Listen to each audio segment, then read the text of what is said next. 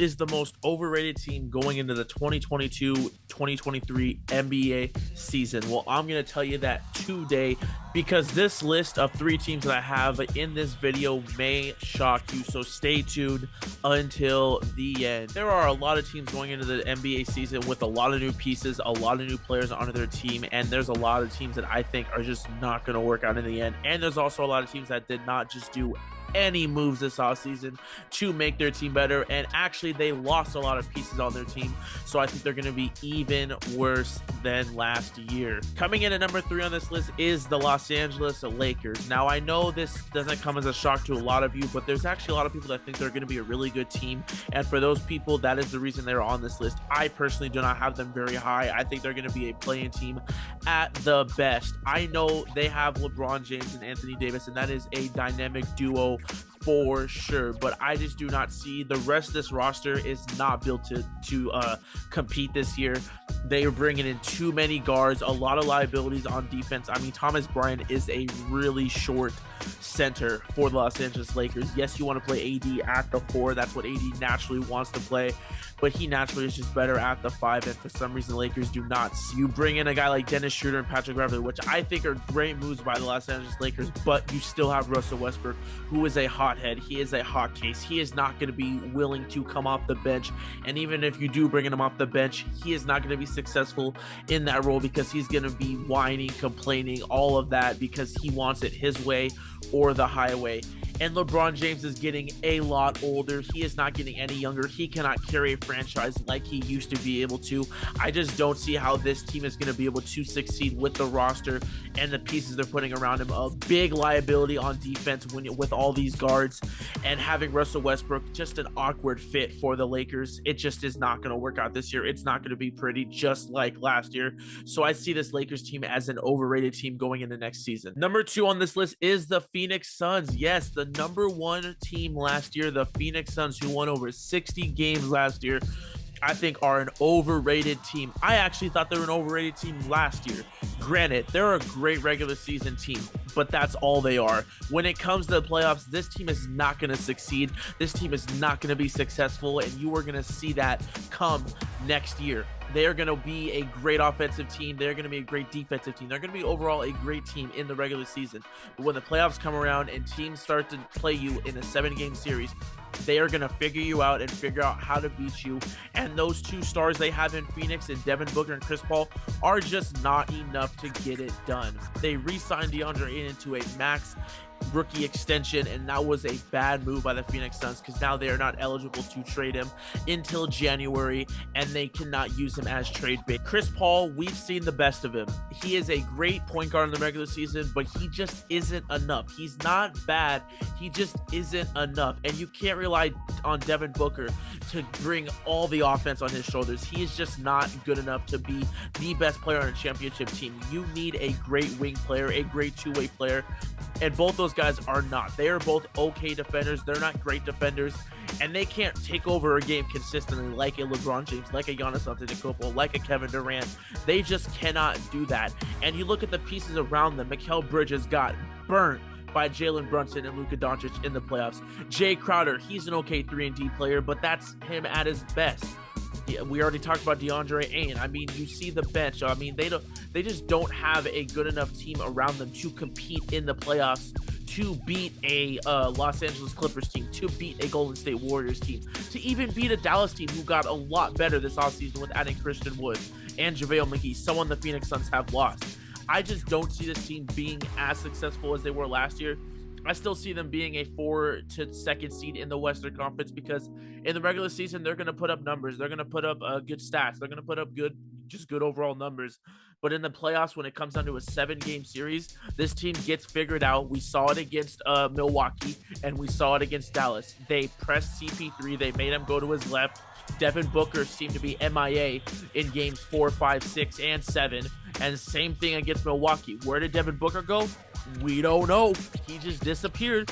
This Phoenix Suns team is going to be in a bad spot because they gave Chris Paul a big extension, and he is not getting any younger. He is not going to be getting any better. He's not improving anything. and you are relying on Devin Booker to put a lot of the load on his shoulders to be successful in the offensive end of the floor, and it's just not going to work in the long run. So I have the Phoenix Suns at number 2 for one of the most overrated teams going into next year. And number 1 on this list may come to a shock to some people, because this was a team that was in the conference finals last year, a team that was 1 game away from being in the NBA finals. But yes, that is the Miami Heat are the most overrated team going into next year, and I will book that as a 100% fact. Let me tell you why. The Miami Heat are just not a good team. They are not a really good team. They are just like the Phoenix Suns, but strictly on the defensive end of the floor. I want to give Jimmy Butler all the credit in the world. He put his team on his back last year in the NBA playoffs, and I give him nothing but kudos for that.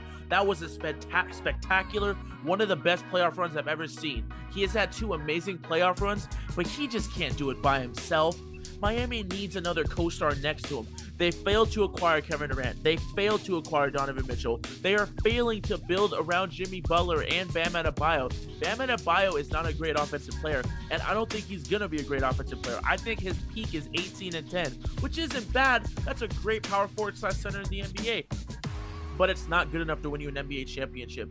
You need more pieces around Jimmy Butler. Tyler Hero is a good 6-man. He's not good enough to win you a championship. Duncan Robinson has found himself as a liability on the defensive end of the floor. Strus and Gabe Vincent are good role players, but they shouldn't be starting on a championship team. They should be coming off the bench. Kyle Lowry is too old and going to be injury prone coming up on this next season. He is not going to be able to keep up. They missed on so many opportunities to get some good players to build around Jimmy Butler. But not only that, you lost a huge piece in PJ Tucker, a huge reason you were in the Eastern Conference Finals, stopping a Trae Young, stopping a Joel Embiid, stopping a James Harden. PJ Tucker was one of the main reasons for that. He is one of the best defenders in the league and a good corner specialist 3. So you lose a defensive piece, which is already something you are lacking with Tyler Hero and Duncan Robinson. So you lose out on PJ Tucker. You fail to acquire another star to pair with Jimmy Butler, and Jimmy Butler again is getting older. He's getting up there in age. He is not getting any younger, and he has peaked. I don't think we're going to see a better version of Jimmy Butler than what we saw in the 2022 NBA playoffs. That is him. That is what he is, which is a 25 to 30 point scorer in the playoffs, and in the regular season, he's an 18 to 20 point scorer in the NBA. We're not going to see anything other from Jimmy Butler. And you're expecting Jimmy Butler to carry the load on the offensive end of the floor. He's just not that type of player. He works in a flow. He works off of other players. He's not just going to go get you a bucket all the time. You need to get him a point guard or another guard to help take a lot of that offensive load off of Jimmy Butler. Eric Spoelstra is always going to have his team in title contention just because he's that good of a coach. He's always going to have them in the playoffs, competing every year in and out.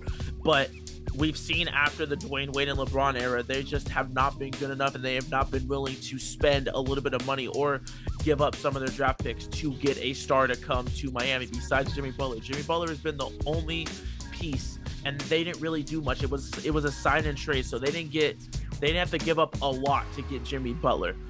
But this was the year to really shake things up. You had Kevin Durant willing to go to your team, and you had pieces to trade. You had pieces to get Donovan Mitchell. Hell, you had pieces to get a Gordon Hayward, which I thought would have been a great move for Miami, because you bring in a 20-point scorer that can take a lot of load off Jimmy Butler and also run an offense pretty well and significantly, can handle the ball pretty well. But Miami failed to do that. You lost PJ Tucker. You are seeing that Tyler Hero is not a game changer. He's just a little piece to add. He's not a game changer that's going to make or break your season. He's just a great asset to have on the offensive end of the floor.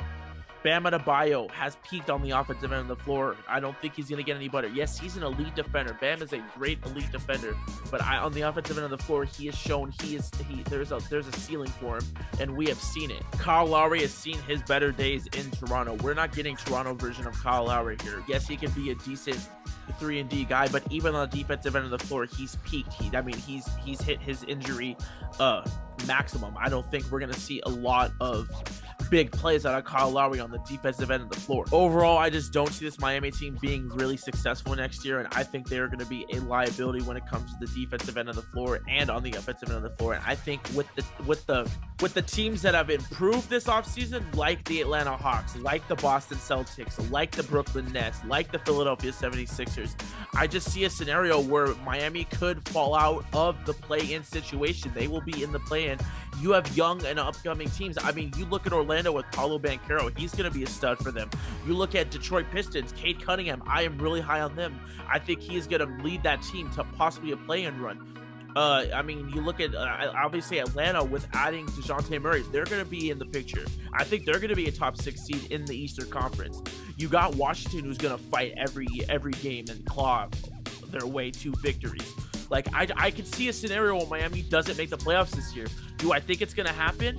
It's hard to say because Eric Spoelstra is a great coach, and I think he's going to have his soldiers ready to play every single night. But I see a situation where Miami could miss the playoffs. I really do, with losing PJ Tucker, with having Jimmy Butler hit his potential max on the offensive end of the floor, Bam Adebayo not improving on the offensive end of the floor, Kyle Lowry getting older, Tyler Hero and Duncan Robinson being liabilities on the offensive end of the floor. I see a scenario where Miami could potentially miss the playoffs.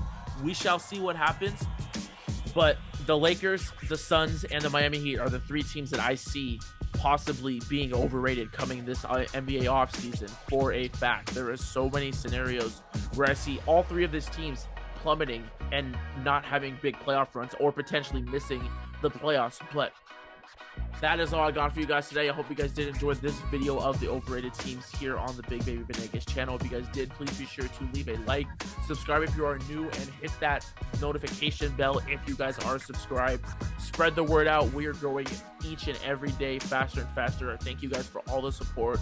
Over 1.5k subscribers on the channel. I appreciate all of you guys that supported. I will see y'all next time. It's been Big Baby, and I'm out.